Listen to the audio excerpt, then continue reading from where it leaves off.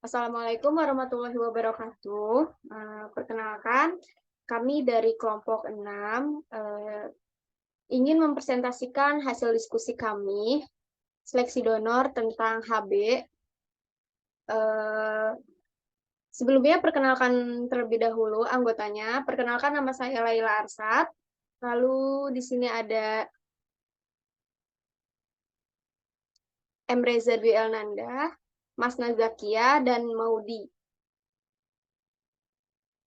Boleh di next.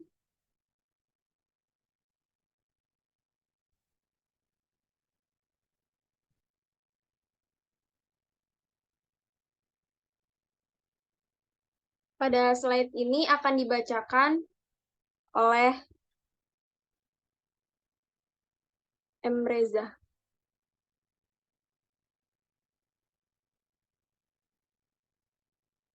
Silakan untuk M. Reza untuk membaca.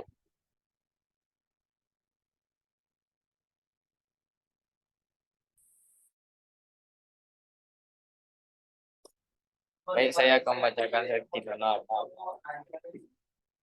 Apa sih tujuan sesi donor? Untuk melindungi kesehatan donor dengan memastikan bahwa donasi tersebut dapat melindungi pasien dari risiko penyakit menular. Syarat pendonor untuk menyumbangkan darahnya yaitu pertama, calon pendonor harus berusia 17 sampai 65 tahun. Berat 45 kilo, kadar hemoglobin 12,5 hingga 17 gram per dl. Tekanan darah sistolik 60 sampai 160 miligram.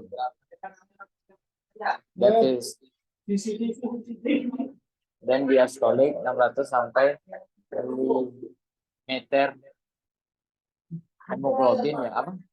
Mg apa namanya? Milimeter nggak tahu.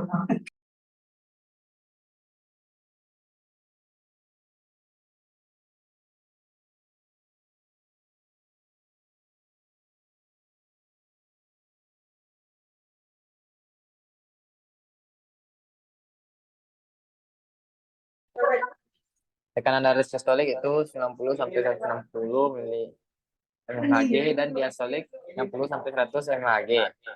Kelima itu suhu tubuh antara 36,5 sampai 37,5 Celcius. Keenam itu denyut nadi berkisar antara 50 sampai 100 kali per menit. Ketujuh itu rentang waktu inkubasi minimal 2 bulan atau 12 minggu sejak donor darah sebelumnya.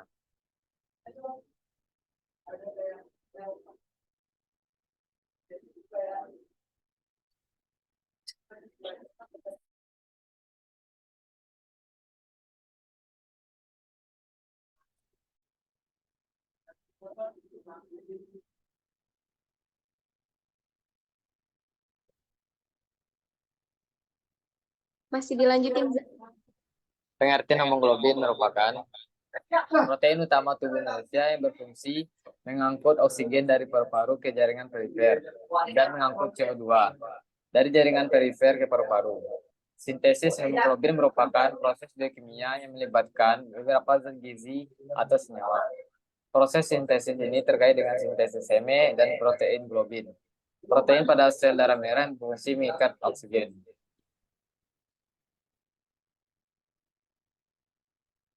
Lanjut lagi, Za.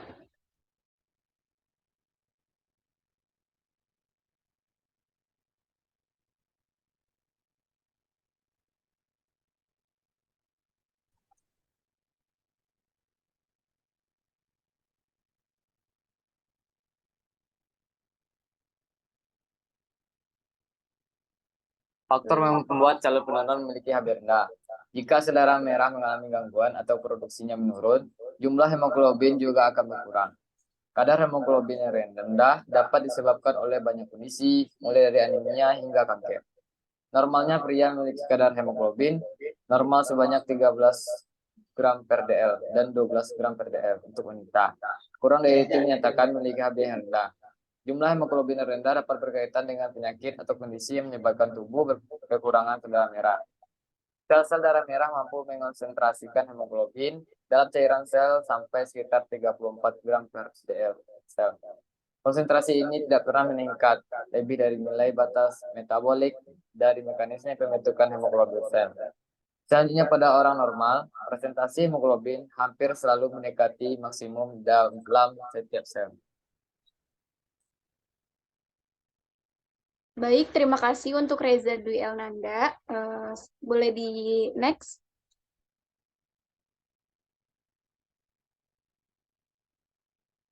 Sekarang dipersilakan untuk Mas Nazakia untuk membaca slide.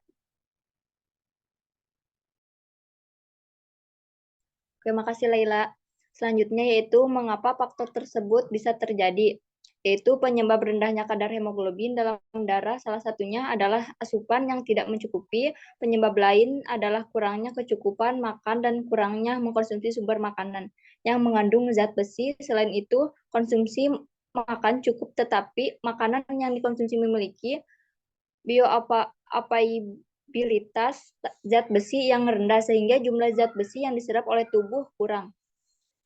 Kadar hemoglobin atau Hb rendah bisa disebabkan juga oleh banyak hal seperti kekurangan vitamin dan zat besi, kurangnya istirahat yang cukup, kelelahan, dan menderita penyakit kanker, leukemia, penyakit ginjal, sirosis hati, limfoma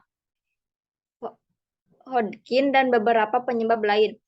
Orang dengan kadar hemoglobin rendah mungkin tidak merasakan gejala sama sekali, tetapi beberapa orang yang mungkin mengalami gejala ringan seperti pusing, mudah lelah, sakit kepala, kurang konsentrasi, kelelahan, dan atau bahkan sesak napas. Untuk mengetahui kadar hemoglobin atau Hb, maka diperlukan tes darah rutin yang lengkap. Selain itu, diperlukan juga pendataan riwayat medis lengkap dan pemeriksaan fisik. Lanjut. Pencegahan agar tidak terjadi penurunan nilai normal Hb, yaitu agar dapat mengatasi Hb rendah dengan mengkonsumsi makanan kaya zat besi, mengandung zat besi dalam makanan dalam membantu meningkatkan produksi hemoglobin. Selain memakan makanan yang sehat dan kaya akan zat besi, tubuh juga harus melakukan aktivitas yang produktif agar tetap menjaga nilai normal Hb. Berikut hal-hal yang perlu diterapkan agar nilai normal Hb tetap stabil dan normal. Yaitu yang pertama mengkonsumsi zat besi. Cara menjaga Hb tetap normal yang pertama yaitu dengan mengkonsumsi zat besi. Apabila tubuh mengalami kekurangan zat besi, maka jumlah Hb dalam darah akan berkurang. Oleh karena itu, untuk menjaga Hb tetap normal, Anda perlu memenuhi asupan zat besi. Pada laki-laki dewasa membutuhkan 8 mg zat besi setiap harinya, sedangkan wanita dewasa membutuhkan 18 mg zat besi setiap harinya. Lanjut. Yang kedua yaitu mengonsumsi vitamin C. Mencukupi zat besi saja tidaklah cukup untuk menjaga Hb normal. Oleh karena itu, Anda juga perlu mengkonsumsi vitamin C. Hal ini dikarenakan oleh vitamin C akan membantu penyerapan zat besi pada tubuh menjadi maksimal. Pada saat zat besi berhasil diserap dengan maksimal, maka hemoglobin dalam darah dapat meningkat. Beberapa makanan yang bisa Anda konsumsi untuk mendapatkan vitamin C yaitu tomat dan jeruk. Yang ketiga yaitu mengkonsumsi asam folat. Mengkonsumsi asam folat juga menjadi salah satu cara menjaga Hb tetap normal. Hal ini karena pada saat Anda mengkonsumsi asam folat, maka tubuh dapat menghasilkan heme. Heme itu sendiri merupakan komponen hemoglobin yang akan membawa oksigen. Beberapa makanan yang mengandung asam folat yaitu hati ayam, pisang, dan kacang. Yang keempat yaitu berolahraga. Itu cara menjaga kadar hemoglobin dalam darah tetap normal, yaitu rutin berolahraga. Hal ini karena olahraga dapat meningkatkan produksi hemoglobin yang bertujuan untuk mencukupi kebutuhan oksigen saat olahraga. Oleh karena itu, rutin berolahraga dapat membuat hemoglobin terus meningkat. Lanjut. Yang kelima yaitu hindari mengkonsumsi beberapa minuman. Cara ini dapat dilakukan untuk menjaga kadar hemoglobin tetap normal, yaitu menghindari beberapa minuman seperti kopi, soda, dan minuman alkohol. Hal ini karena beberapa minuman tersebut hanya akan membuat penyerapan zat besi oleh tubuh tidak terjadi secara maksimal. Baik, terima kasih untuk Mas Nazakia telah membacakan slide hasil diskusi kami. Selanjutnya, slide ini akan saya bacakan, yaitu tentang kesimpulan. Didapatkan kesimpulan pada jurnal, yaitu pemeriksaan seleksi donor pada orang-orang perokok aktif di Gunung Kidul pada tahun 2022 yang lolos terdapat 88%. Sedangkan yang tidak lolos seleksi itu ada 12%, lumayan masih banyak. Maka dari itu kita harus mengingatkan jika merokok itu tidak baik untuk kesehatan tubuh dan harus menjaga kesehatan tubuh agar HB tetap normal dengan cara makan makanan yang bergizi, seimbang, menjalani pola hidup teratur, berolahraga, dan jaga kesehatan tubuh. Next.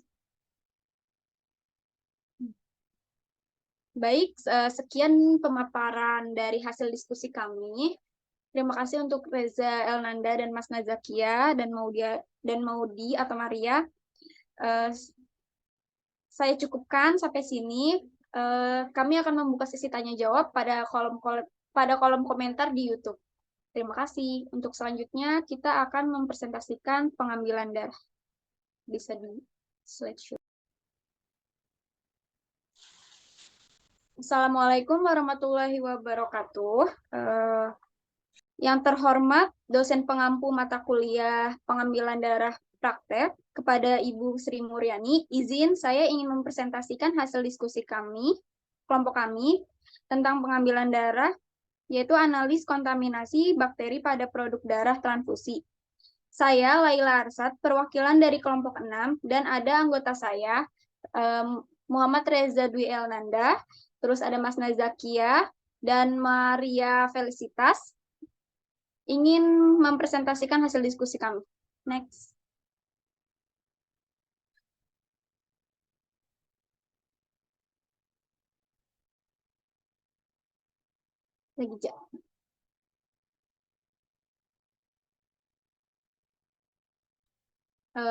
Pengertian yang akan dibacakan oleh saya.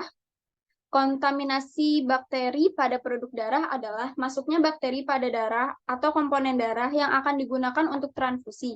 Kontaminasi bakteri masih menjadi permasalahan serius di dunia dengan adanya resiko spesies bakteri. Hal ini juga menjadi permasalahan penting di Indonesia karena keterbatasan alat deteksi bakteri hampir di setiap unit donor darah. Sumber terjadinya kontaminasi bakteri dapat berasal dari kulit pendonor yang kurang aseptis, bakteri donor, dan pengolahan produk darah. Selain itu, kondisi penyimpanan darah juga mempengaruhi proses pengolahan pada kantong berpori, serta adanya tambahan pengawet pada kantong penyimpanan sel darah merah dapat menjadi sumber energi bagi bakteri sehingga pertumbuhan bakteri kontaminan semakin baik. Lanjut. Lalu, kontaminasi bakteri bisa masuk dalam kantong darah. Kontaminasi bakteri pada produk darah dapat berasal dari dalam tubuh donor dan berasal dari lingkungan. Kontaminasi yang paling sering terjadi adalah kontaminasi yang didapat dari lingkungan.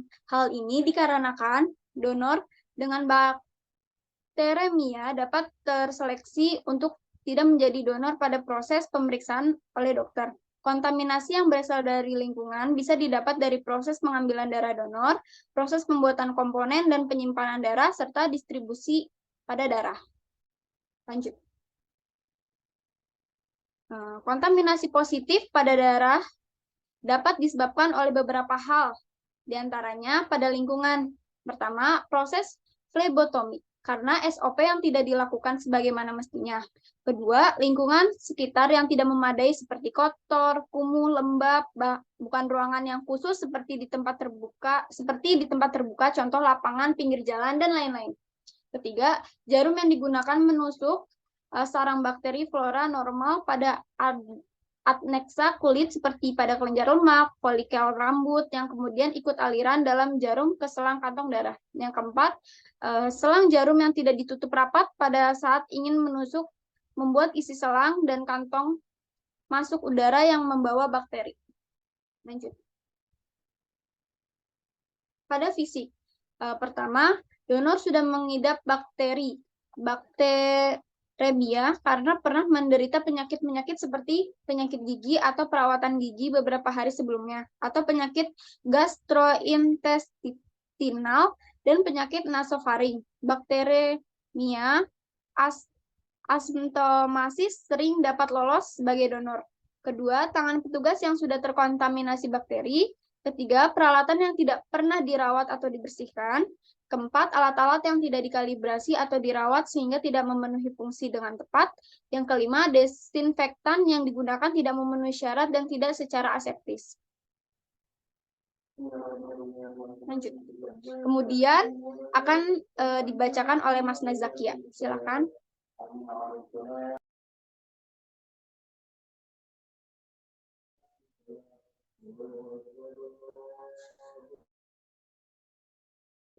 Yaitu pada produk tidak terjadi kontaminasi bakteri. Hal ini dapat disebabkan yang donor memang tidak bakterinya steril, sehingga whole blood dari donor yang sama juga tidak terkontaminasi bakteri. Yang kedua yaitu pada darah whole blood dalam kantong darah, terutama pada 2 jam pertama sebelum dimasukkan ke dalam refrigerator. Dapat terjadi proses fagositosis in vitro. Yang ketiga yaitu donor bisa juga membentuk antibodi spesifik terhadap bakteri yang dapat melakukan clearance terhadap bakteri tersebut. Yang keempat yaitu leukosit merupakan efektor dalam pertahanan antibakteri dan masih aktif beberapa jam sesudah penyadapan bakteri gram negatif diinaktivasi oleh mekanisme pertahanan komplement yang terdapat pada dinding bakteri. Gram negatif mengaktifkan komplement yang terjadi opsonisasi sehingga meningkatkan proses fagositosis.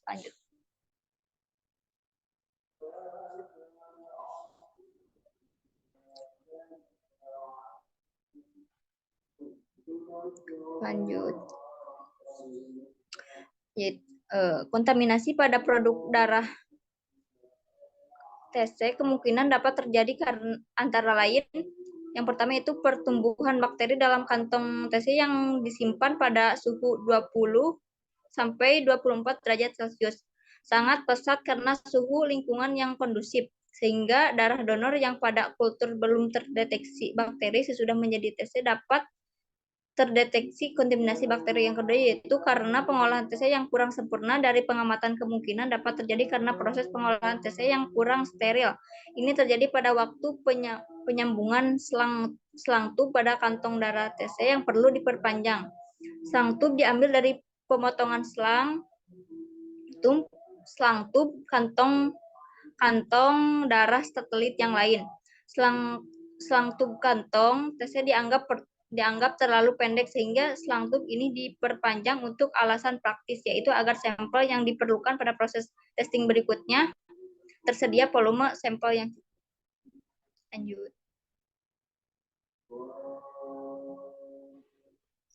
Itu selanjutnya itu bakteri yang dapat masuk pada produk darah, yaitu ada 5 macam. Yang pertama Propionibacterium acnes, yang kedua Staphylococcus hominis, yang ketiga Pseudomonas paucibobilis, yang keempat Fusobacterium parium, yang kelima Propyromonas, yang Propyromonas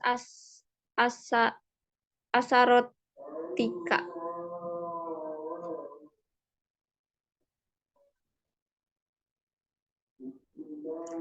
Nah, di sini ada yang pertama itu Propionibacterium acnes, yaitu merupakan salah satu flora normal pada kulit manusia serta di rongga mulut, usus besar, konjungtiva, dan saluran telinga luar. Bakteri ini mendominasi di daerah folikel sebasea kulit dan dapat menyebabkan jerawat ketika menginfeksi kulit.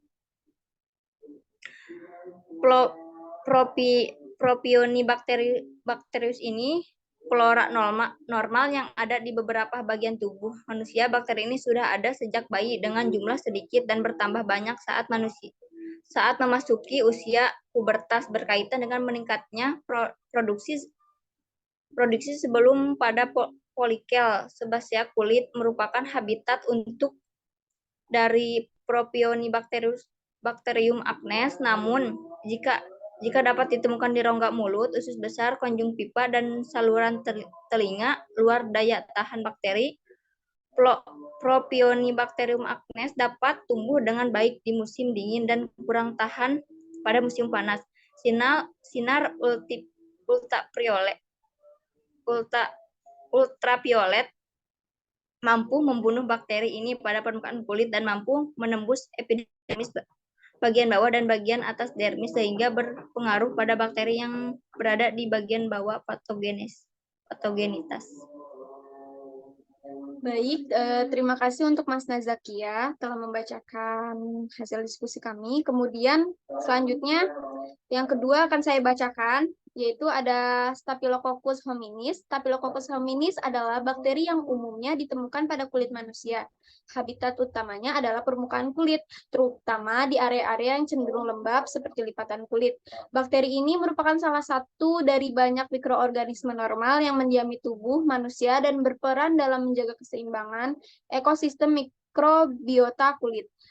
Staphylococcus hominis dapat menjadi kontaminan pada produk darah dalam situasi tertentu. Ketika darah diambil dari seseorang untuk transfusi atau penggunaan medis lainnya, ada resiko kontaminasi mikroorganisme, termasuk bakteri seperti Staphylococcus hominis.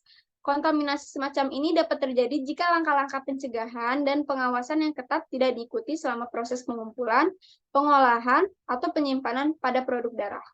Lanjut. Yang ketiga ada Sphingomonas paucimobilis. Sphingomonas paucimobilis sebelumnya dikenal sebagai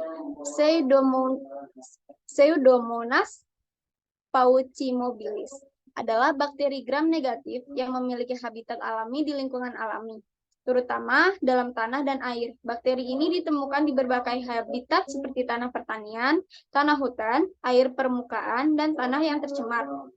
Sphingomonas paucimobilis juga dapat ditemukan di berbagai lingkungan yang terkait dengan manusia seperti rumah sakit, instalasi medis, serta dalam proses produksi dan pengolahan makanan. Bakteri seperti Sphingomonas paucimobilis dapat masuk ke dalam sampel darah saat pengambilan sampel jika prosedur sterilisasi tidak tepat atau jika alat yang digunakan tidak steril. Ini dapat menyebabkan potensi infeksi pada pasien yang menerima produk darah yang terkontaminasi. Lanjut. Yang keempat ada Fusobacterium varium. Fusobacterium varium adalah sebuah spesies bakteri yang termasuk dalam genus Fusobacterium. Bakteri ini merupakan mikroorganisme gram negatif yang bersifat anaerob, yang berarti mereka tumbuh dan berkembang dalam lingkungan tanpa oksigen. Fusobacterium varium juga bakteri anaerob gram negatif yang umumnya ditemukan di dalam usus manusia. Habitat utamanya adalah dalam saluran pencernaan, terutama di usus besar. Fusobacterium varium termasuk dalam kelompok bakteri normal yang menghuni saluran pencernaan manusia.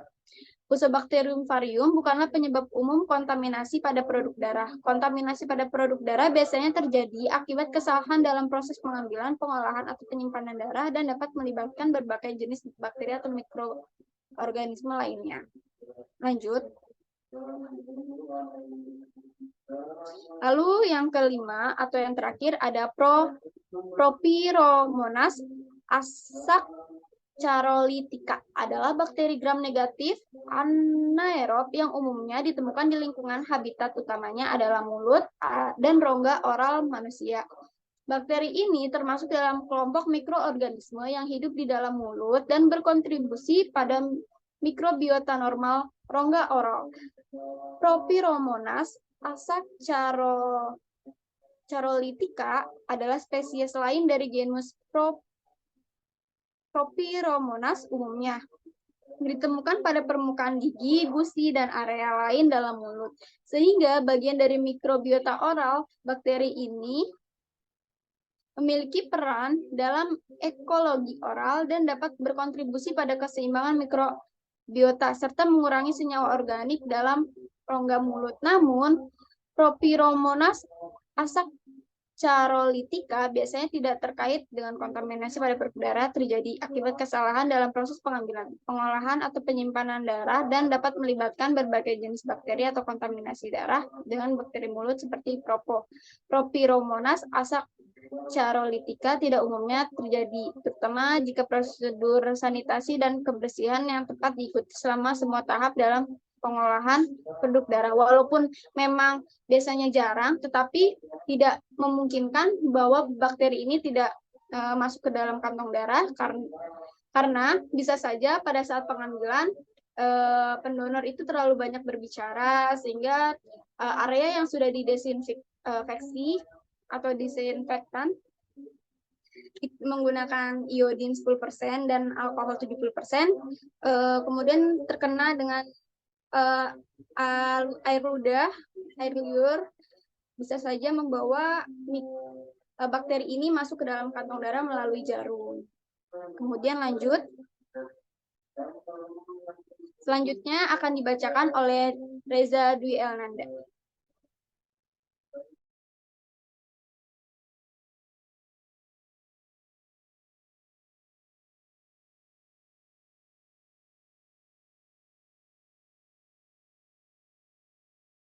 Silakan Reza Dwi Elnanda untuk membaca.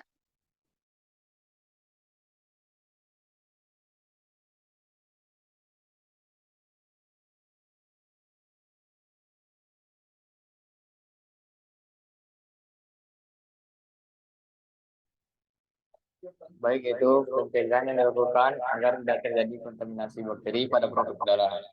Berikut beberapa langkah yang biasa dilakukan untuk mencegah kontaminasi bakteri pada produk darah antara lain. Pertama itu kebersihan dan semua personal yang terlibat dalam pengambilan, penyimpanan, dan pemrosesan produk darah menjaga kebersihan diri dan mengikuti protokol yang ketat, termasuk mencuci tangan secara teratur.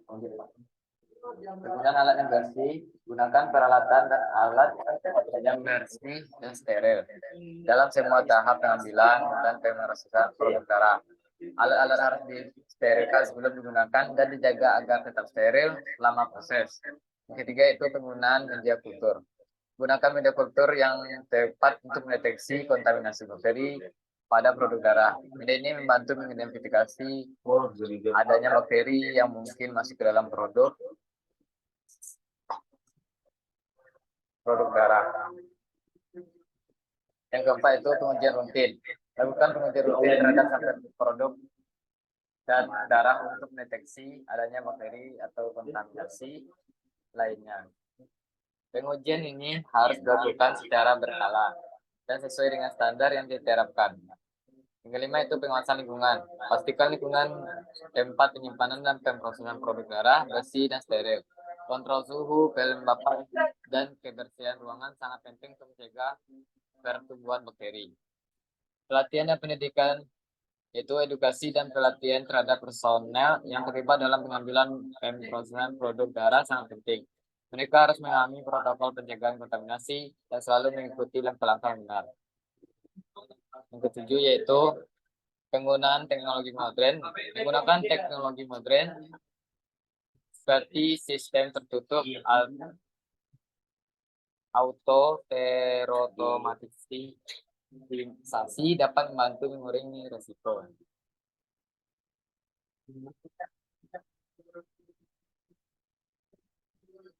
Lanjut saja.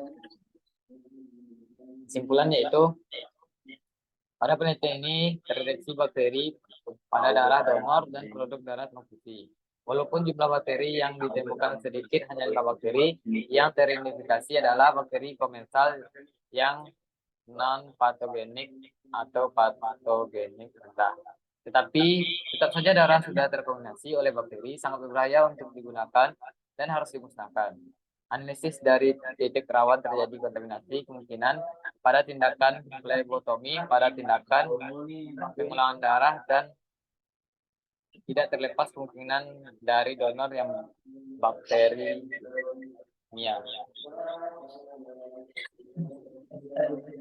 Baik, terima kasih untuk Reza Dwi Elnanda dan Mas Nazakia yang telah membacakan hasil diskusi kami. Selanjutnya kami akan membuka sesi tanya jawab pada kolom komentar di YouTube. Jadi saya cukupkan presentasi dari kelompok 6. Bila ada kesalahan kata, kami minta maaf. Kurang lebihnya mohon maaf. Wassalamualaikum warahmatullahi wabarakatuh. Terima kasih.